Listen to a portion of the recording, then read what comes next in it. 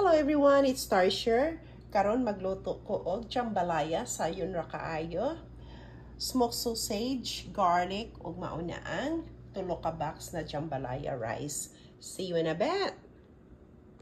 Pagluto na ta, walay mantika. Ingani ko magamit og jambalaya, walay mantika kay mag-oil naman yung sausage. Ato anin butang una ang sausage. Ang lang siya kadali. Ato lang niya siyang brown konti.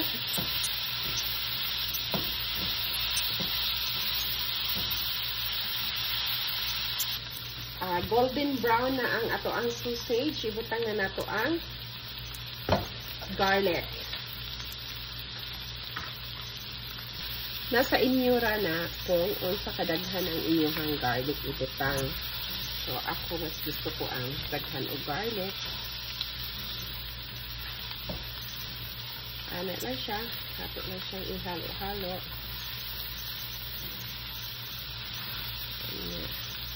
Para mag-golden brown ang garlic.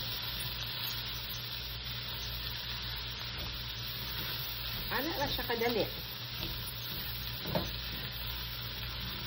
Yan. Ni-brown na ang garlic. Humot na siya. O, nigawas ng iyahang baho. Humot kaayo. Ato nang ibutang ang jambalaya rice, yung nasa box.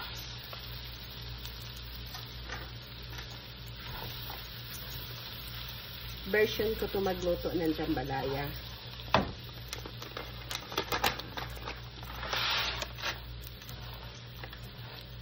Wala ka na ibutang ani kay naa naman siya tanan spices. So, ano lang siya, halo-halo lang. Mekos-mekos lang.